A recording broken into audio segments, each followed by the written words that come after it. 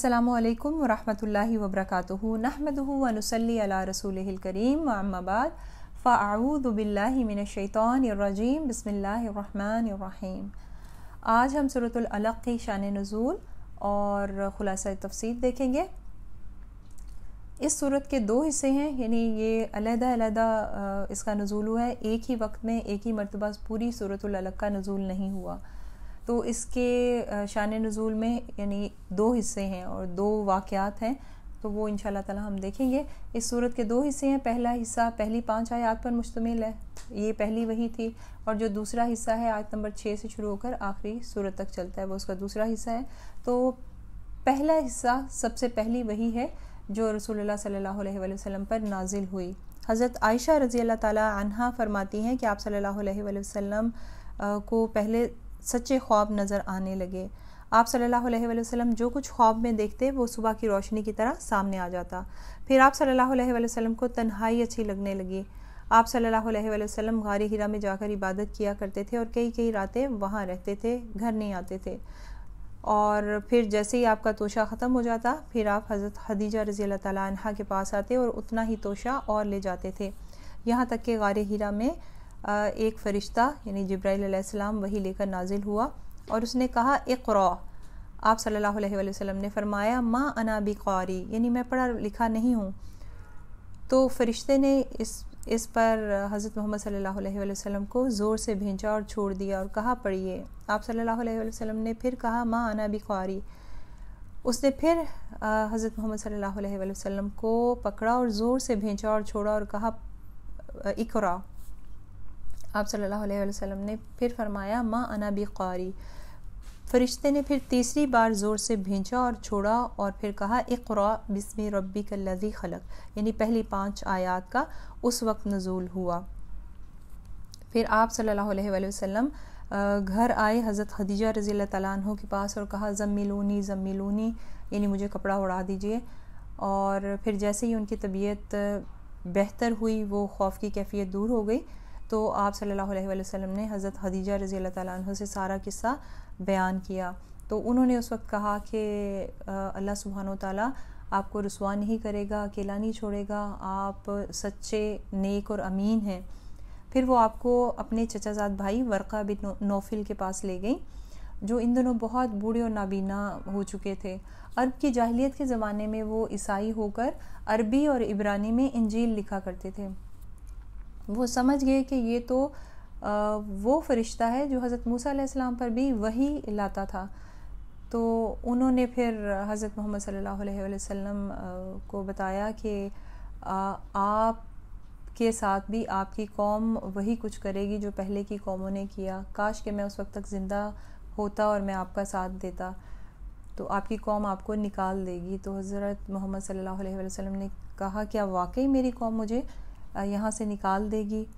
तो वर्क़ा बिन नौफिल ने कहा हाँ, हर कौम जो है जब इस तरह का पैगाम लेकर कोई नबी आता है तो उसकी कौम उसके साथ ऐसा ही सलूक करती है।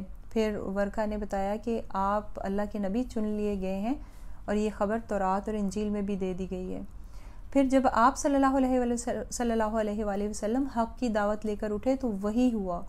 आप सल्लल्लाहु अलैहि वसल्लम की कौम ने आप सल्लल्लाहु अलैहि वसल्लम से सख्त दुश्मनी मोल ली। इस वाक़े के वक्त हज़रत खदीजा रज़ी अल्लाह ताला अन्हा की उम्र 55 साल थी और आप सल्लल्लाहु अलैहि वसल्लम की उम्र 40 साल के लगभग थी। तो इस किस्से से पता चलता है कि फ़रिश्ते के आने से एक लम्हा पहले तक भी आप सल्लल्लाहु अलैहि वसल्लम इस बात से वाकिफ़ नहीं थे कि आप सल्लल्लाहु अलैहि वसल्लम नबी बनाए जाने वाले हैं।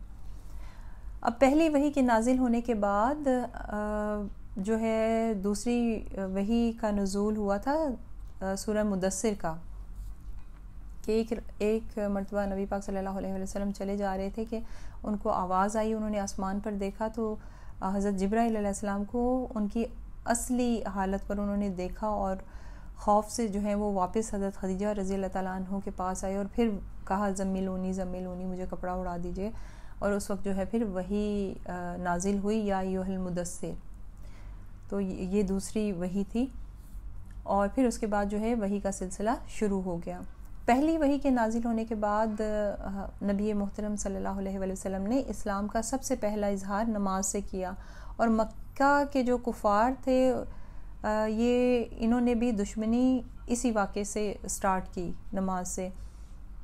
تو اس سورۃ العلق کا دوسرا حصہ اس وقت نازل ہوا جب رسول اللہ صلی اللہ علیہ وآلہ وسلم نے حرم میں یعنی خانہ کعبہ میں اسلامی طریقے پر نماز پڑھنی شروع کی، جس طرح سے جبرائیل علیہ السلام نے آپ صلی اللہ علیہ وآلہ وسلم کو تعلیم دی تھی۔ یہ اس بات کا ثبوت ہے کہ رسول اللہ صلی اللہ علیہ وآلہ وسلم پر قرآن کی آیتوں کی وحی کے علاوہ ان کو اسلامی طریقے کی تعلیم بھی دی جاتی تھی۔ ابن عباس رضی اللہ تعالیٰ عنہ کی ایک روایت ہے کہ ابو جہل جو نبی پاک صلی اللہ علیہ وآلہ وسلم کا چچا تھا اور اسلام دشمنی میں پیش تھا، اس نے آپ صلی اللہ علیہ وآلہ وسلم کو کعبے کے پاس نماز پڑھتے دیکھ لیا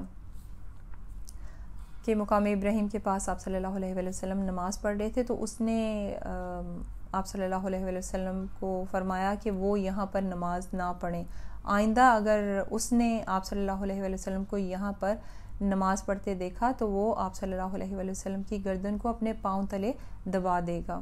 استغفر اللہ۔ اس نے خوب ڈرایا دھمکایا، تو جواب میں نبی محترم صلی اللہ علیہ وآلہ وسلم نے اس کو سختی سے جھڑک دیا۔ اس پر اس نے کہا، ابو جہل نے کہا، خدا کی قسم اس وادی مکہ میں میری محفل سب سے بڑی ہے۔ تو پھر اس پر اللہ سبحانہ وتعالیٰ نے سورۃ العلق کا ہی باقی حصہ فَلْيَدْعُ نَادِیَہُ، یہاں سے جو ہے پھر وہ نازل فرمایا یہ والا حصہ۔ اس کے بعد ابو جہل نے رسول اللہ صلی اللہ علیہ وآلہ وسلم کو دوبارہ کعبہ میں نماز پڑھتے دیکھ لیا، تو وہ اسی زوم میں چلا کہ وہ آپ صلی اللہ علیہ وآلہ وسلم کی گردن رون دے گا، لیکن لوگوں نے اچانک پھر کیا دیکھا کہ یکدم ہی وہ ایڑی کے بل پلٹ رہا ہے اور دونوں ہاتھوں سے بچاؤ کر رہا ہے۔ لوگوں نے کہا، ابو جہل تمہیں کیا ہوا؟ تو اس نے کہا، میرے اور محمد کے درمیان آگ کی ایک خندق ہے، ہول ناکیاں ہیں۔ تو رسول اللہ صلی اللہ علیہ وآلہ وسلم نے فرمایا، اگر وہ اس وقت میرے قریب آتا تو فرشتے اس کا ایک ایک عضو اچک لیتے۔ اب آتے ہیں خلاصہ تفسیر کی طرف۔ اللہ سبحانہ وتعالیٰ اس صورت میں اپنے نبی محترم حضرت محمد صلی اللہ علیہ وآلہ وسلم سے فرماتا ہے کہ اپنے اس رب کے نام سے پڑھو جو ساری کائنات اور اس کی ہر چیز کا خالق ہے۔ اللہ سبحانہ وتعالیٰ نے اس حقیر حالت سے انسان کی تخلیق کی ابتدا کی، پہلے ایک باریک خلیے سے گوشت کی شکل، پھر اس کی نشو و نما کر کے ایک پورا انسان بنایا، اور اس حقیر ترین حالت سے اس کی ابتدا کر کے انسان کو عقل و فہم سے نواز کر صاحب علم بنایا، قلم کے استعمال سے لکھنے کا فن سکھایا۔ انسان بے علم تھا، لیکن اللہ نے ہی اس کے لیے علم کے دروازے کھول دیے۔ اس لیے اس صورت میں اللہ سبحانہ وتعالیٰ انسان کو یاد دلاتا ہے کہ وہ کس حقیر لوتھڑے سے بنا ہوا ہے، لیکن وہ اب اپنی اصلی حقیقت کو بھول کر اپنی شان و شوکت پر اتراتا ہے۔ یہ علم، شان و شوکت، مال و دولت، یہ تو دینے والی اللہ سبحانہ وتعالیٰ کی ذات پاک ہے، تو پھر وہ کہاں سے تکبر کرتا ہے؟ کیوں وہ دوسروں پر ظلم کرتا ہے؟ آخر کار اسے سب کچھ چھوڑ کر اپنے رب کے پاس جانا ہوگا، اور پھر اسے اپنا انجام معلوم ہو جائے گا۔ پھر اللہ سبحانہ وتعالیٰ نے حضرت محمد صلی اللہ علیہ وآلہ وسلم کو فرمایا کہ اپنا دھیان اور توجہ ان لوگوں کی طرف مت کیجیے، آپ اپنے رب کا قرب حاصل کرنے کے لیے نماز پڑھتے ہی چلے جائیے۔ پھر اس سورت کی جو آخری آیت ہے وہ اس میں سجدہ تلاوت ہے۔ سجدہ تلاوت کی وہ آیت ہے جو سنے یا جو پڑھے اسے چاہیے کہ وہ سجدہ کرے۔ یہ تھی ہماری سورۃ العلق کی شان نزول اور خلاصہ تفسیر۔